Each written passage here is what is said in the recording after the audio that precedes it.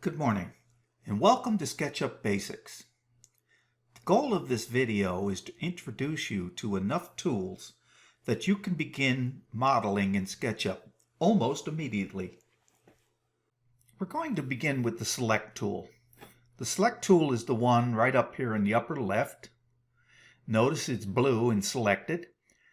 And notice as you hover over it, you see the name of the tool, and below it is a little description. I'll do that again. Below it is a little description of how it operates. And that's true of all the tools. As you go down and hover over them, you'll get the name of the tool and a short description. The other thing you can do is go to the window default tray or whatever tray you're using and select Instructor. And over here on the right, you'll see a dialog box. And right now, it's telling you how to use the Select tool. If I choose a different tool, like the eraser, notice this changes. So that now it's describing how to use the eraser tool. There's even a little video up here. And that's true if I change it to the rectangle tool. Every tool has this little description. Now I'm going to close this because I'm not going to use it. I'm going to describe things to you myself.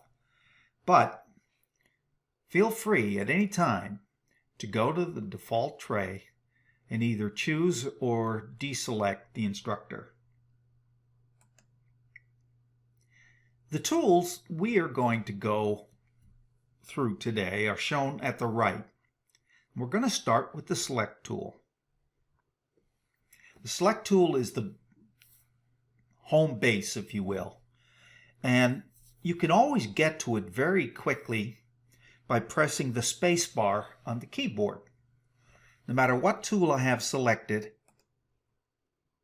if I hit the space bar on the keyboard, I go back to the Select tool. That's something you might want to remember. Now the list of tools we're going to cover are on the right, and I hope to get through this whole list in about an hour, so we have to move along very quickly. So let's start. Okay, now the Select tool, as we said, already, that's the home base, we're here. If you select another tool, notice that the icon, cursor icon, changes to something. In this case, it changes to a rectangle and a pencil. But if I then hover over any of the other tools, notice the Select tool comes back so that I can select a different tool. For instance, I can go from the rectangle tool to the circle tool, and notice the circle icon on the cursor.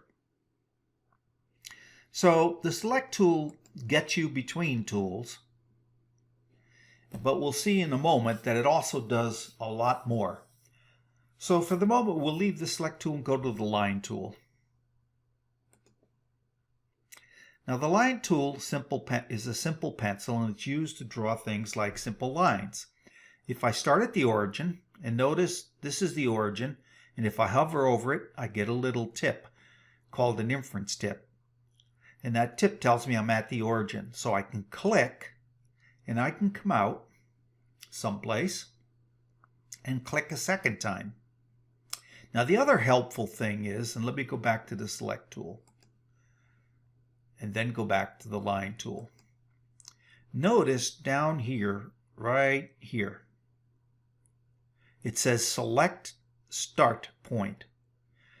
You will always get instructions for every tool at every step of every tool as to what to do down here. This area down here is called the status bar. So the status bar will always give you progressive instructions as to how to use a tool. So I'm going to start at the origin. And I'm going to come out along the red axis. Notice I get a tooltip that tells me I'm on the red axis. I want a line that's 1.5 inches. So the moment I'm on the red axis, I let go of the mouse. I just leave it alone and I type 1.5 inches, 1.5. Now if you look in the lower left, you notice that the value control box, that little box above the status bar, says I'm entering a length and the length is 1.5. So I just hit enter. And I've just drawn a length 1.5. Now I'm ready to draw another line. So I'm going to come out here until I get a green line. The green is going to tell me, the tooltip says on green axis, but what it really means is I'm on an axis that may or may not be the green axis, but it's parallel to the green axis. So I'll come out here any length, type 1.5, enter. So now I've got two lines at 90 degrees to each other that are both 1.5. I can still draw lines. So I come over to this red axis. Notice it says red axis, on red axis. And remember, it's not actually on the red axis necessarily, but parallel to it. And I keep coming until I get to a tooltip that says green axis. So I'm returning to the green axis. Trust the tooltips, the inference engine tooltips. So I click, and I've got 3 lines. I want to draw my final line by going back to the origin or to the end point of the first line. And I click again. And the moment I do, I get what's called a face. Now if I use the select tool, I can select that face. And when faces are selected, that's what they look like. I can also select the individual lines, like that one, or that one, or that one, or that one. So the select tool can select individual entities. And these entities, by the way, lines and faces, are called primitives. The select tool can select individual ones, or if I drag the select tool from a left position to a right position like this, anything that is 100% within the selection box will be selected. Anything that is not 100% in the selection box will not be selected. For instance, the only thing that's 100% in the selection box is the back perimeter and the left perimeter. So if I let go, notice that's all that's been selected. This is going to be very handy in future use. One last thing. If I want to go, if I use the select tool in a right to left fashion, in this case, anything that is partially in the selection box will be selected. So if I let go now, I've got everything. And the reason is because everything was at least partially in the selection box like this. So again, right to left, you have to be 100% in the box. Left to right, anything that's partially in the box. Lastly, there are other ways you can use the select tool. If I just click on the select tool, I can select one part at a time. Each time I click, I select one part. If, however, I select a part and then I hold the control key down, notice the icon cursor has a plus sign. Now I can add entities or parts to the selection. If I've added too many parts to the selection, I want to get rid of one, I can hold the control key down and then the shift key. Holding both the control and the shift key down gives me a minus sign on the selection tool, and now I can subtract things from the selection. Alternatively, I can hold just the shift key down and I get a plus and minus. That means whatever I click on will reverse. In other words, the face is selected, so it's going to be deselected. This edge is not selected, so it'll be selected. This one's selected, so it'll be unselected. This one's unselected, so it'll be selected, so on and so forth. So those are the primary ways you can use the select tool. So far we've covered the select tool and the line tool to create a square, a rectangle. I'm going to show you how to do it more easily. I'm going to select all of this and delete it by just typing the delete or pressing the delete key on the keyboard. By the way, I could also use the eraser, and I could have erased individual entities one at a time, or if I go back, I can hold the left mouse button down and kind of use it in a brush fashion, brushing over everything. I'll do that again. Just hold the left button down and use it as a brush by just brushing over everything. Okay, that's the eraser tool. So let's go back and use the rectangle tool. If I start at the origin and come out, I can draw a rectangle any size, and it doesn't matter how big. Just leave it alone, take your hands off the mouse. Now type in the dimensions of the rectangle you want. I want a square rectangle, so I'll type, and I want it to be 1.5 inches on the side. So I'll type 1.5, comma 1.5. I do not have to put a space after the comma. I'll just type 1.5, comma 1.5. If you look in the lower right, you'll notice it says dimensions 1.5, comma 1.5. Now I hit enter, and there's my rectangle. Okay, so now I have a rectangle. I want to make a leg out of that rectangle. I want the leg to be 1.5 by 1.5 by 26 3/4. The rectangle tool is a tool you're going to use very often. Another tool you're going to use very often is the push-pull tool. The push-pull tool, you click, hover over any face, click, and drag it out. And now I can drag it out to any dimension. Take my hands off the mouse and then type the dimension I want. Notice I dragged it out to approximately 11 and 19/32 down in the lower left. But now I'm going to type in 26 3/4, and I can do it as 26 space 3/4 or 26.75. Doesn't matter. I can use the inches or not use the inches. Doesn't matter.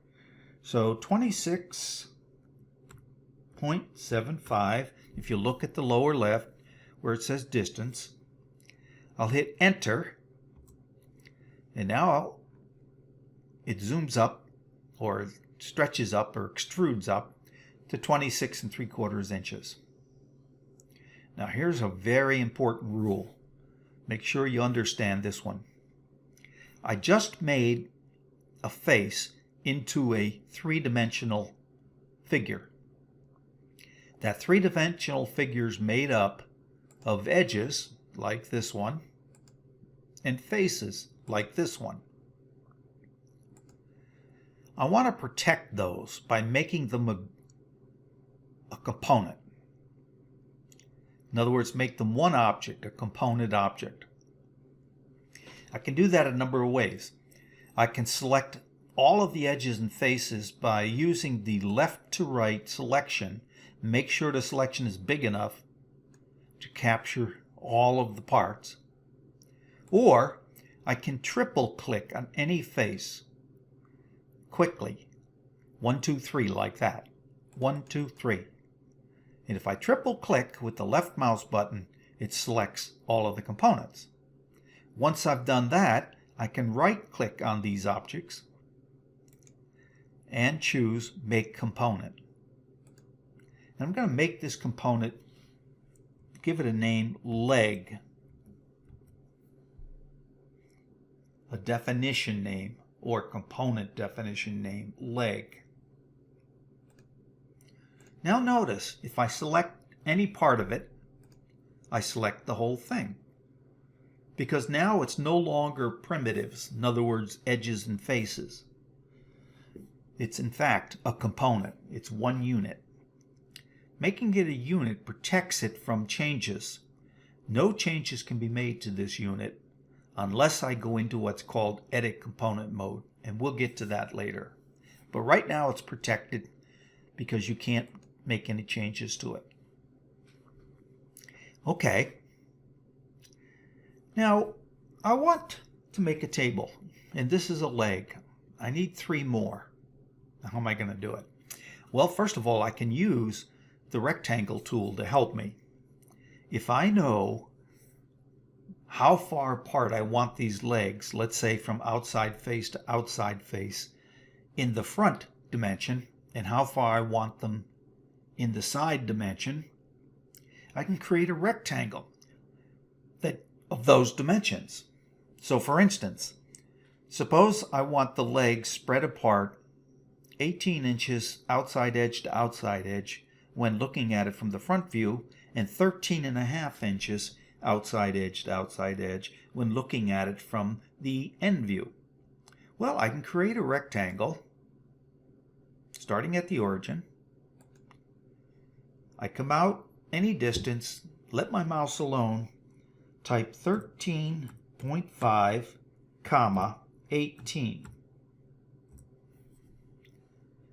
And that's okay, except I wanted the legs to be 18 inches in the front direction, not in the side direction. So what I can do, before I select any other tool, don't select another tool. Once you realize the mistake, reverse the order that the dimensions are typed in. In this case, I originally typed 13.5, comma 18. I'm going to type 18, comma 13.5, enter. Now I have to do that before I choose any other drawing tool. Otherwise, it will not do that, and I'll have to delete the rectangle and start over. Now that I've got that rectangle, and by the way, let me back up. I'm going to draw it on the top here. Same size rectangle, but I'm going to draw it on the top. It'll be more useful to me. So I come out like that, and I type 18, comma 13.5, and now I've got the rectangle, but it's on the top of the leg. What I'd like to do is I'd like to take this leg, make a copy of it, and move it to the back. Well, I can move it very easily with the Move tool. I just pick it up here, I can move it here. That's how you use the Move tool. Let me do that again. Pick it up here. It has to be selected. Pick it up here. I can pick it up at any point, but this one's going to be useful to me. I'll pick it up here, move it to here, and now I've got my back leg in the back corner of this rectangle. But I didn't want to move it. I wanted to copy it and move it. Let me back up. Let's move it again. This time I've got the Move tool. I'm going to pick it up here, and I can either hit the Control key now until I get a plus sign on the cursor, or I can begin the move. Notice my mistake, and before clicking, hit the Control key, and the original pops back in place, and I have a copy of it that I can place here. Okay, so now I've got a leg here and I got a leg here, but I would like a leg over here and a leg here. So I can use my Select tool, hit the Control key to add to the selection, and I'll add this one to the selection. You know, when using the Select tool, I have to hold the Control key down. If I just push it down and let up, I lose the plus sign. So I have to hold it down. So now again, I can use the Move tool, and I can copy this over here, and notice I didn't hit the Control key, so I'll hit it. The originals pop back in place. These two come with me, and I put them at that point right there. Now I've got 4 legs. Now that I've got multiple legs, what I may want to do is create a layer. Notice over here, this is the Layers dialog box. I will always have layer 0. You can't get rid of it. It's a special layer. But I may want to create other layers, and I do that by hitting this plus symbol. And I'm going to create a layer called Legs. Now, what are layers? Layers are simply places where you can park things so that you can organize your model. I'm going to park the legs on the legs layer, and I'm going to do that by selecting all 4 of them. I can select all 4 with the right to left motion of the Select tool.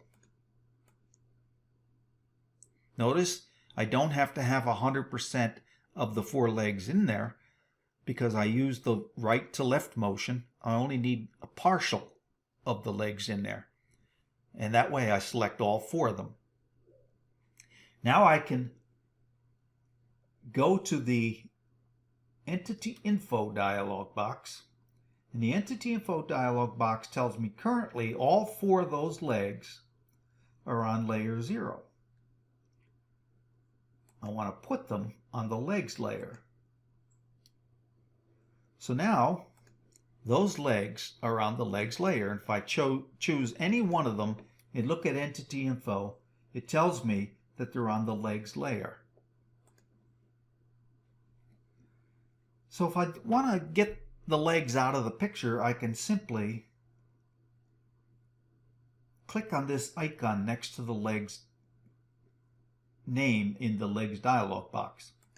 And by clicking on that eye, I can bring them in or out of the picture. And you're going to see in a while why that's so very handy. Now this rectangle here can be useful to me. If I want a top on this table and I want it to overhang the legs, let's say, I don't know, 1.5 inches,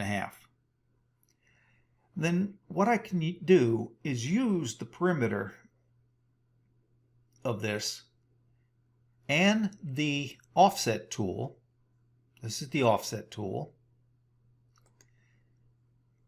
Hover over the rectangle, choose the edge I want to use.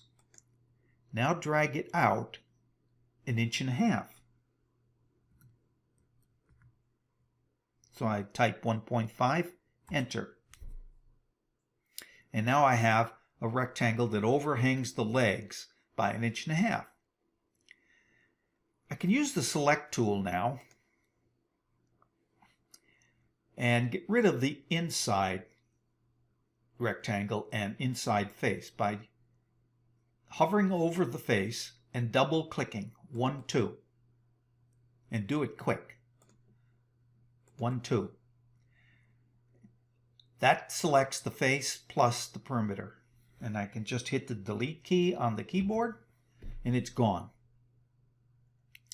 Now I can use the push-pull tool again, hover over this face, click, drag it up, leave the mouse alone, type 0.75, and that gives me a 3/4 inch top.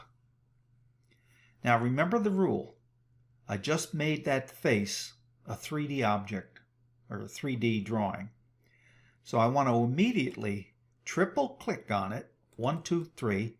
Well, that wasn't fast enough. So I'll do it again, 1, 2, 3.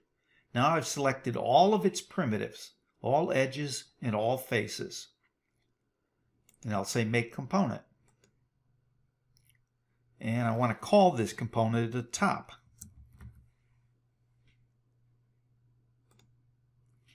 Alright, so now I've created a top. I'm going to create another layer. And this one's going to be called top. It's the top layer. And I'm going to park the top on that layer by selecting the top, looking in the Entity Info dialog box, and in the drop-down box choose Top, the layer I just added. Now I can get rid of the legs, or get rid of the top, or get rid of both, or bring both back. Now I want to put some aprons on this table. So what I'm going to do is make the top invisible. I'm going to use the rectangle tool, zoom in, start at this point right here. And I'm going to come down on the edge of this inside edge of this leg, any place, just until the tool tip says on edge in leg. And then I'm going to type, well, what I'm going to do is look in the lower left-hand corner and notice that I have two numbers. One is 15 and the other is approximately 8 and 15/32. What that's sort of telling me is that the 15 dimension is the dimension between the legs, which is how long I want the apron. And the approximate dimension is the dimension that I pulled this down. I can change it to almost anything. I want it to be 5 inches. I don't have to type 15,5. I can if I want to, but because it's just the second number that I want to change, I'm going to type (5) and enter. And notice that my rectangle changed to 5 inches. How do I know it's 5 inches? Well, let me try using the tape measure tool. And I'll click on this point, and then I'll hover over that point. I'm not going to click, I'm just going to hover over that point. And notice both in the tool tip and in the lower left-hand corner it says 5 inches.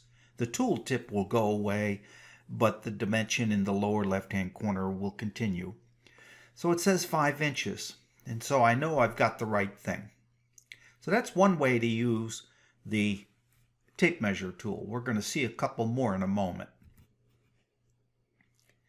Now I'm going to drag this back like that using the push-pull tool. And then I'm going to let it go, take my hands off the mouse. That's a process that you ought to get used to, taking your hands off the mouse so you don't slightly move things. And I'm going to type 0.75. And now what I've created is a 3/4 inch by 5 inch by 15 inches long apron. I'm going to make this a component. That's what the rule says. As soon as you have a 3D object, make it a component. So I'm going to make it a component. I'm going to call it a front apron, or I'll just call it long apron, because I'm going to use it for the back as well. And while I'm at it, once I make a component, what I like to do is put it on its own layer. So I'm going to put it on a layer, but I'm going to call the layer aprons because I'm going to put the short aprons on there too. So I'm going to call it aprons. And I'm going to put this component, by looking in the entity info, I'm going to put it on the aprons layer. Okay, now aprons typically don't come out to the front edge of the legs. They're set back. And so I'm going to set this back 1/8 of an inch. And what I'm going to do is pick it up in this front edge, and I'm going to look for the thing that says center point or midpoint in long apron. I'm going to click on it. I'm going to move it, and I'm going to move it until I see the green, which means I'm moving it in the direction of the green axis. And I'm going to type, and then I'm going to let go of the mouse, and I'm going to type 1/8. Notice what happened. I set that back in 1/8 of an inch. Okay, now offline, oh no, I'm going to do one more thing. I'm going to move this, since I still have the move tool. I'm going to move this with the copy, move copy. I'm going to move it to the back, then look for the center point here, click on it, move this forward along the green 1/8 of an inch. And so now I have an apron in the back also offset by 1/8 of an inch. Okay, now the student's task offline is to create a short apron here and use that same component over here and put them on the aprons layer. And when you come back, we'll be ready to take on a few new things. Okay, I'm back, and your model should look just like my model. I've added the short aprons here, and now what I'm going to do is I'm going to hide the top and the legs, exposing only the aprons, and I'm going to orbit a little bit. Now the way I orbit, I can either select the orbit tool and then using the left mouse button orbit around, or let me go back,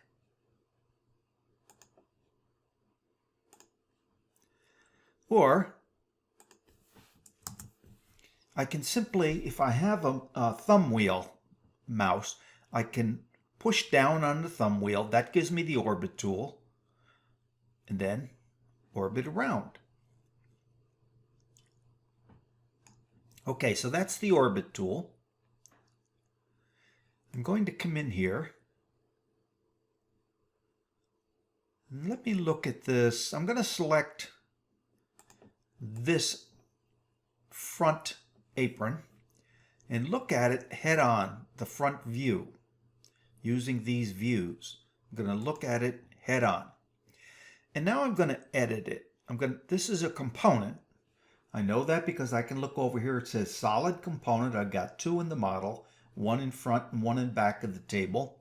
And I'm going to edit it. Now the way I do that is I right click and say edit component. Now you'll see a bounding box. In fact, if I orbit here, you'll see the bounding box bounds the whole part. That tells me this is the part that I'm editing, not any of the others. Well, in actuality, you'll see I'm also editing this one. But let me look at it from the front. And we're going to go back and use the tape measure tool again. This time I'm going to start at this point. So I take the tape measure tool, click here, and when I was making measurements, I said don't click on the second one. But here what I want to do is just put it on this line, let go of the mouse, and type 1 for 1 inch. And what it did is it put a little construction point right here at the 1 inch mark. I'm going to do the same over here. Click here, come in, anywhere along this line, type 1. Enter.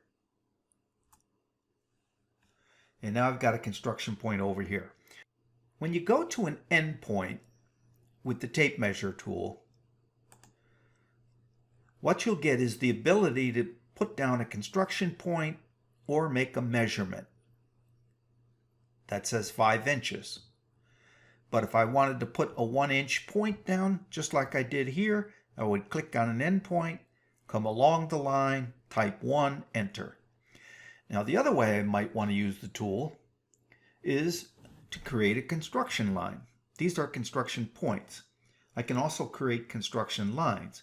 So if I go to the midpoint of this lower edge, right there, midpoint, click, come up along the blue, or any axis for that matter, and I'm going to come up, I'll also come up 1 inch. Now I've got a construction line. And that construction line can be handy. Notice here, when I hover over this, it says intersection. That's the intersection of this construction line and this edge. I have one over here as well. But what I want to do now is I want to introduce you to the arc tool. There's actually a number of them right here. The one I'm going to use is this one called the 2-point arc. And I'm going to start by clicking on the first construction point. Notice, by the way, down here in the lower left-hand corner, it says select a start point. So I'm going to select this one. Now in the lower left-hand corner, it says select an endpoint or enter a value. I'm going to select an endpoint. Now in the lower left-hand corner, it says select a bulge distance or enter a value. I could enter 1 inch because that's where I created this parallel construction line. Or I can just go to the construction line until it says online. And if you look in the lower left-hand corner, it says bulge 1 inch because that's the distance from the edge to the construction line. So I just click. All right, now I want to use my orbit tool. I want to orbit so I can see this a little bit. I'm going to take my push-pull tool, hover over this arc, and I'm going to push it until it says offset limit to -3/4, and then click. And notice what happened. I now have a nice arc in this apron. By the way, let me click outside the bounding box. Notice I have one in the back as well. Now I also have a construction line back here. And if I select that construction line, notice I select this component. The reason is I created that construction line while I was inside the edit component mode. So to get rid of it, I have to go inside the edit component mode again and erase it. So I can go inside by saying edit component. I can take the erase tool and erase it, and now click outside the edit component box, and there we go. By the way, I need to do the same thing with the construction points. So let me edit component again, and I will delete guides, and that gets rid of them. While we're covering the arc tool, I might as well cover the circle tool too. Suppose, for instance, I'm not sure why I would want to do this, but suppose, for instance, I want to put a hole in this apron, and I want to put it directly in the center. Well, I can do it very easily using the tape measure tool. I'll go to this edge, any point on the edge. I'd come out with the tape measure tool until I found the center point or midpoint up here, and I'll click. Then I'll do the same thing down here. I'll go to any point on this edge, come up until I find the center point on this edge, and now I know that that intersection is the center of this board. And if I want to put a hole in here, let's say I want to put a 1-inch diameter hole in there, I can go to Edit Component mode, choose the Circle tool, click on that intersection, come up along one of the axes, either the blue or green axes or the red if I were doing the front apron, any distance, type 1, actually I'll make it 1.5, 1.5, enter. And now I've got a circle. I can punch it out by clicking on it, moving the tool back until I get the offset. Or I could go to this point right here and just click. And now I've got a circle there. Now I can use the Select tool, click outside the bounding box, and I've got a circle in both short aprons. Let me get rid of the construction lines. This time I can do this outside the Edit Component box because I created the construction lines outside the Edit Component box. So okay, so that's the Circle tool. Let's try the Rotate tool. There are times when you need to rotate a part to some angle. This is the Rotate tool. And the way you use it is you pick a surface or an axis that you want to rotate on. If, for instance, I pick the blue axis, I'm going to rotate around an axis that's parallel to the blue axis.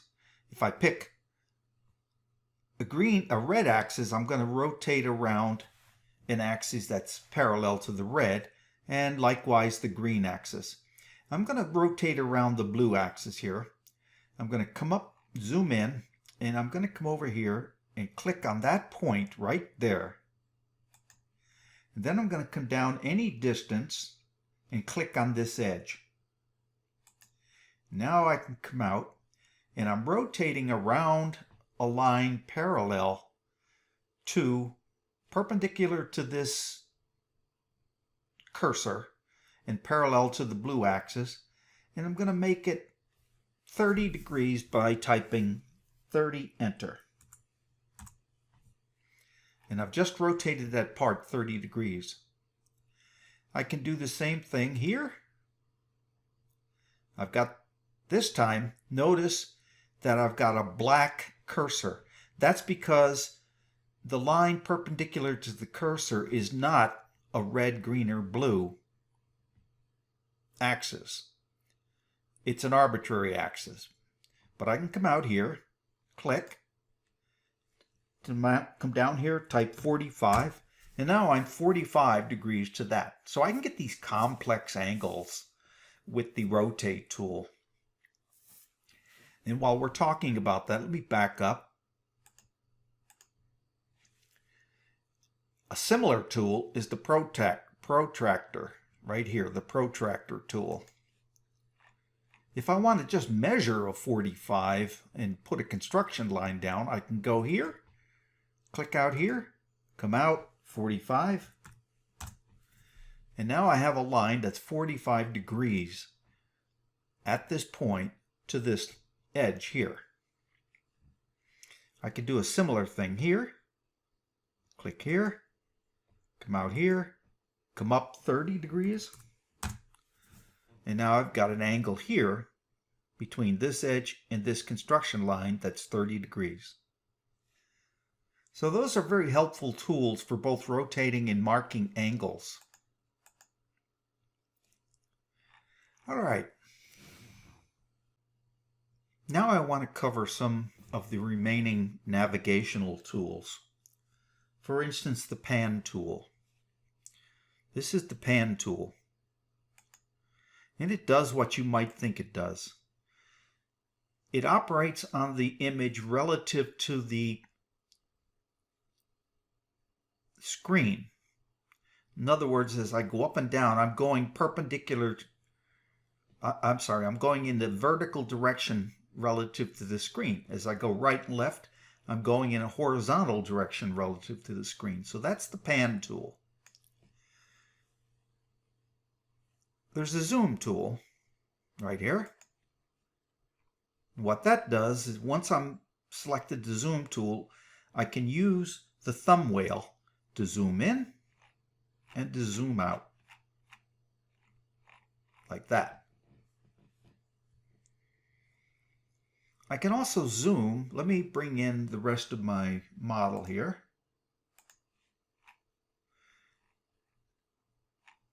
Let's suppose I've got this image and I want to fill the screen with this model. I can use Zoom Extents. That's this one right here. Zoom Extents. And it literally fills the screen with the model. The last zoom tool I want to talk about is the zoom window. And I can zoom window by selecting a window right here and letting go. And I zoom into that area. So those are the navigational tools that you'll find you use a lot. In the remaining video, I'm going to create 4 scenes and label them. So the easiest way to do this, let me choose the select tool, is to go to Window, Default Tray, and bring up Scenes. Now right at the moment, I have nothing in the scenes, but I'm going to add 4. So I just say Add Scene, it gives me Scene 1. I want to rename that scene.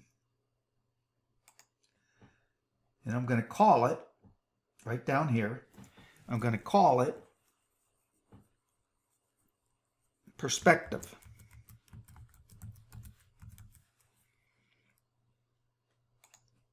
I'm going to add another one. And I'm going to call it Side View.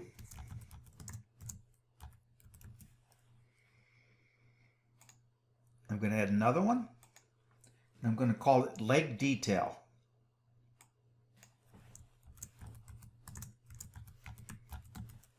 And lastly, I'm going to have an Exploded View.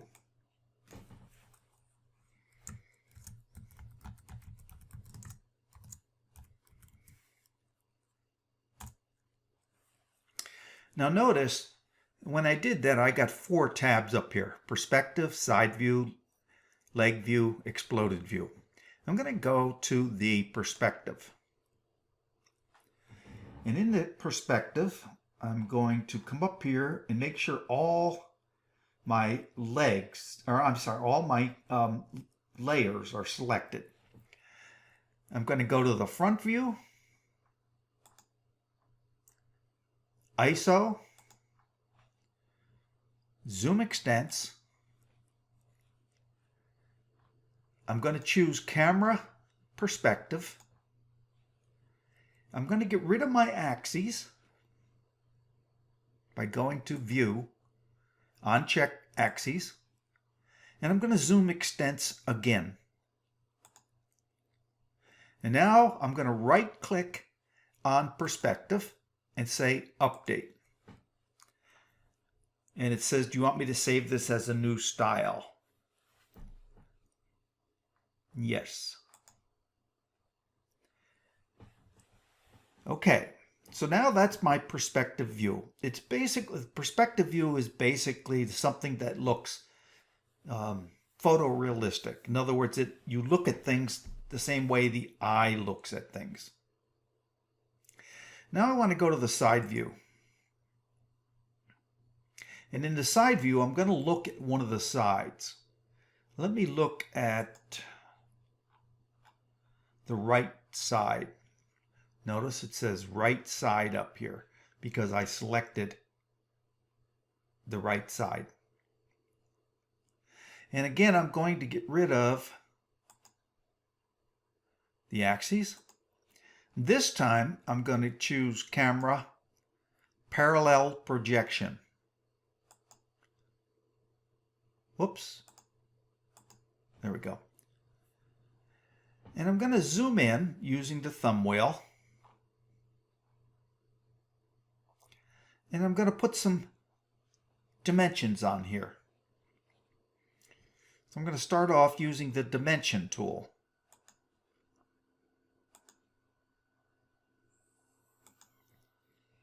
I'll put the overall depth of the top. I'll put the overall height of the table. Now notice I'll go from this point here to this point. I'll click and then pull it out until it's parallel, until this line is parallel to the leg. And click. And now I can move it to where I want it. If I wanted the point-to-point distance,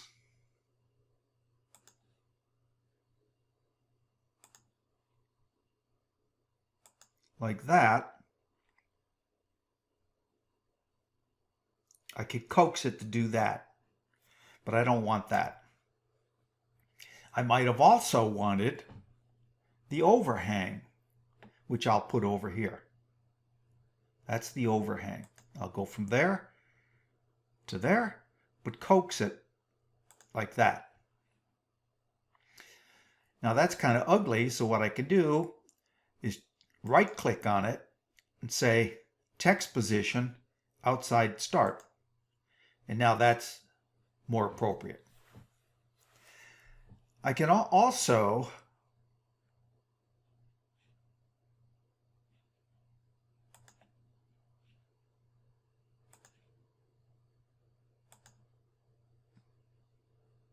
label something like short apron. That's not a good one. There we go. Short apron.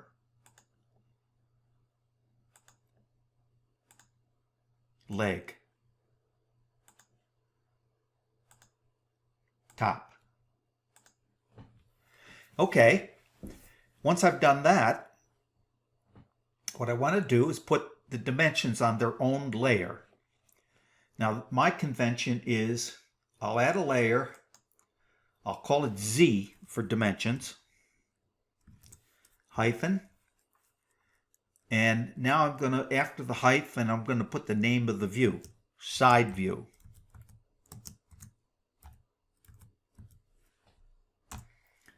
All right, so I have a layer called Z side view. What I'll do now is I'll choose all of the dimensions.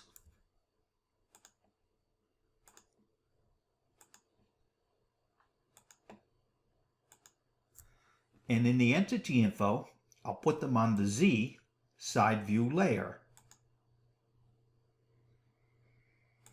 So if I go back and check one of these dimensions, it's on the Z side view layer. Okay, so now I want to use the zoom extents. And I'll go to my tab, side view, and update it. And yes, I'll save this again as a new style. All right, so far I have two scenes. If I go back to the perspective, now what I want to do in the perspective is I want to remove these Z side views and update perspective because I don't want those dimensions in my perspective view. And now I've got side view. Go back to perspective, side view. All right, now let's go to the leg detail. What I want the leg detail is only the legs.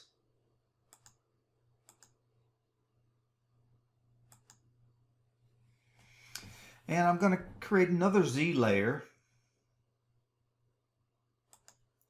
And I'm going to call it Z leg detail after the name of the view.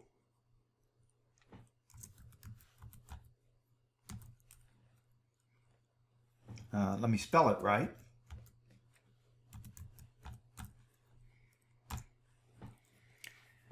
And so the only thing I want here is I don't want the top, I want the legs and the Z leg detail dimensions, which I haven't added yet. And I also want to get rid of the axes. Now I'm going to dimension just the legs. So I'll come in here,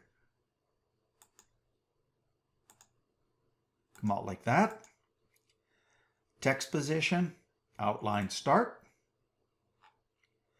And I want to know what the dimension of the leg is in the other dimension. So I'll come out like that. Right click, text position, outside start. I want to know the length of the legs.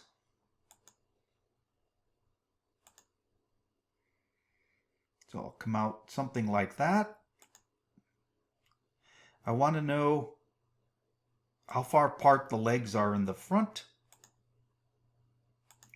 And I want to know how far apart the legs are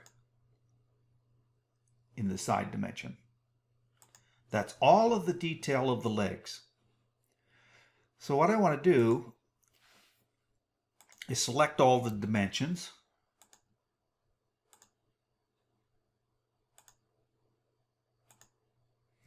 And I'm going to put those on the Z leg detail layer.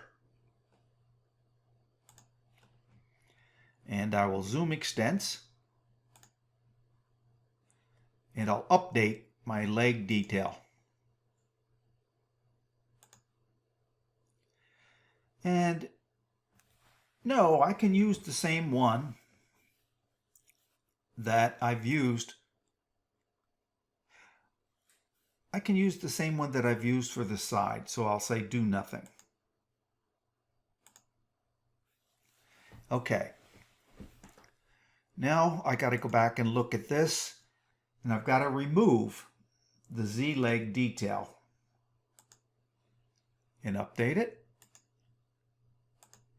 Go to my side view.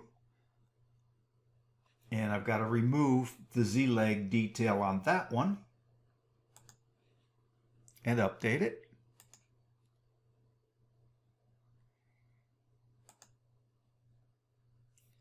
And lastly, my leg detail. I've got one more view that I want to create, and that's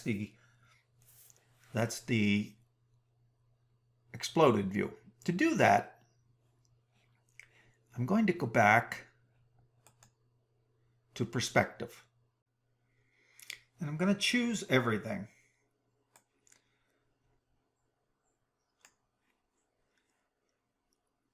Now I'm going to copy it.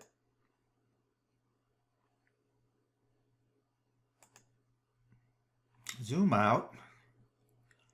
And I'm going to say edit, paste. And I can paste it anywhere. Doesn't matter. Right there. Just not over top of the original.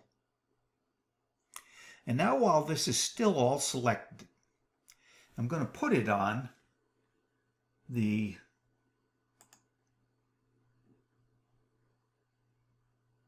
I haven't created my exploded layer yet. I've got to create an exploded layer.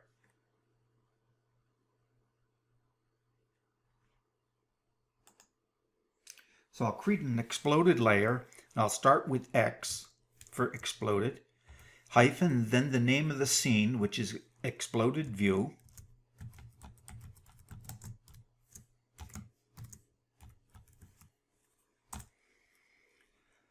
And I'll put all of this on the exploded view layer.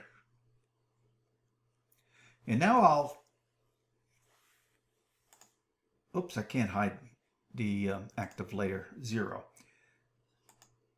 I'll get rid of everything but the exploded view. And let me go to Camera, Parallel Projection. And what I'm going to do now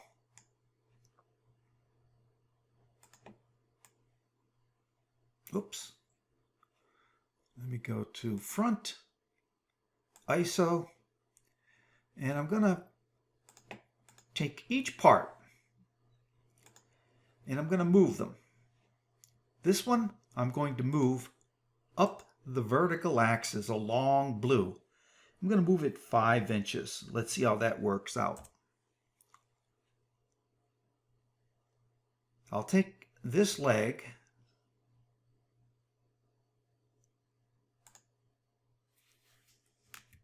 let me use the select tool. And I'll take this leg and I'll use the move tool. I'll move it out along the red 5. I'll take this leg and move it out along the red 5.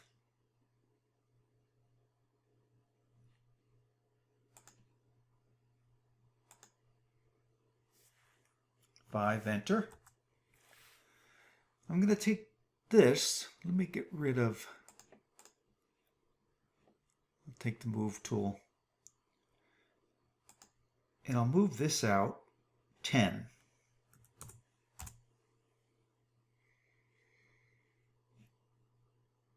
I'm going to select both back legs.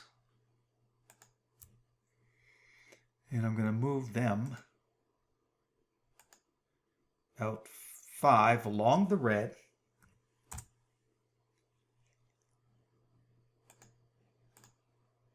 I'll take this and move it out 10.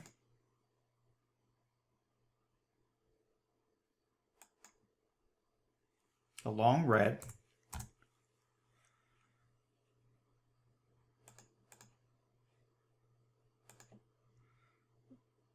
I'll move this one out 5 along green. And I'll move this one out 5 along green. Now, you might even choose to move this up another 5. All right, so what I've got is all the parts pulled apart.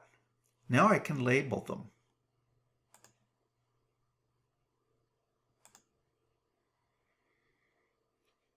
That didn't work so well. Let's do that again.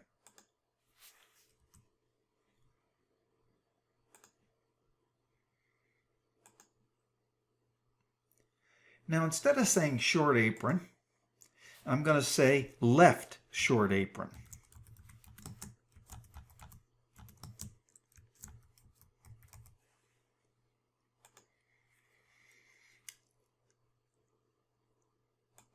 I'm going to say back long apron. So I could just click here, say back.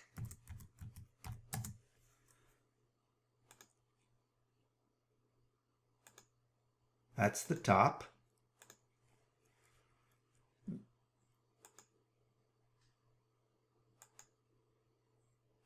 That's the right.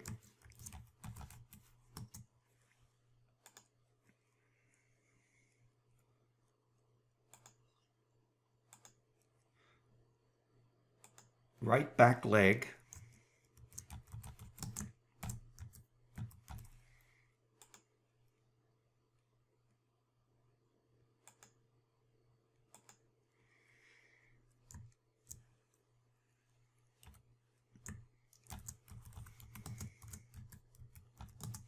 Left back leg.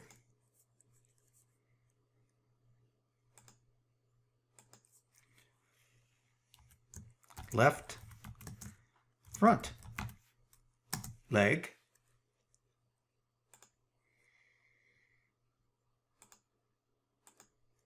right front leg.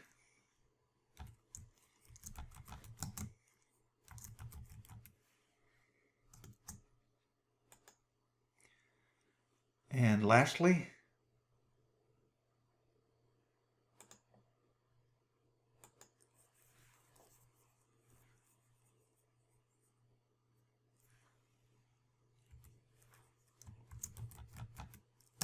front long apron. And now I'll zoom extents and I'll update my exploded view.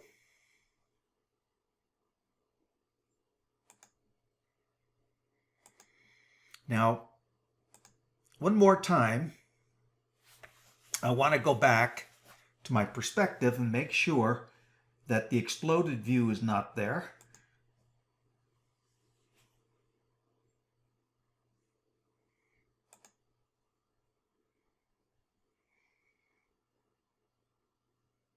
My side apron, I don't want exploded view.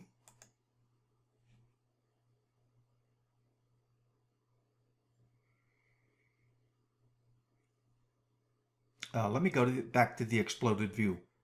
I've got to take all of these, and put them on the exploded view layer. Something I forgot to do.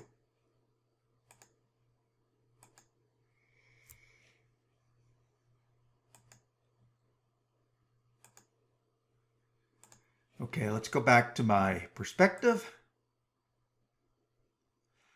Let's get rid of the exploded view, update it, side view, get rid of exploded view, update it,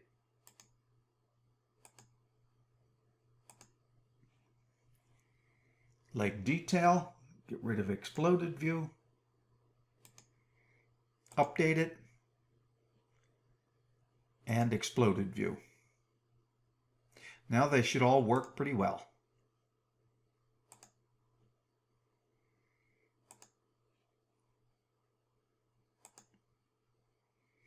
Okay, I want to make a few more comments. You notice that as I was creating scenes and adding dimensions and labels and things like that, I always had to go back, remove the scenes and layers that I had added, and update the previous scenes. That's a problem with SketchUp. I have an extension that I've written that you can install in SketchUp so you don't have to do that. It's called Layers Management. It's on our website, the CabWriter website. You can go to it where you have the free extensions, download it, and it'll save you from having to do that. Especially if you have 20 or 30 scenes to do, you don't always want to be going back and updating things. The last comment I want to make is about naming instances. As I went along, remember I named the definition or the component. That was top. This was short apron. But if you look at them, I didn't give them an instance name on any of them. The top, the front apron, I didn't give them an instance name. Had I given them an instance name, I would have saved myself a lot of work. And I'll show you.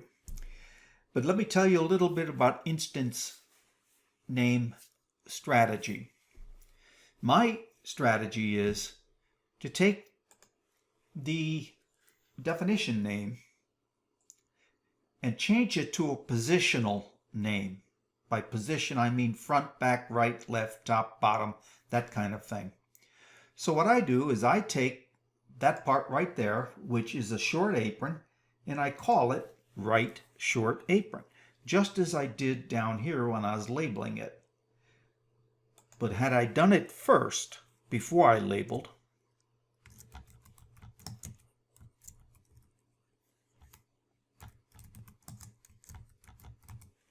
I'd have saved myself a lot of work. And I'll just rename this one too. I'll call that the front long apron.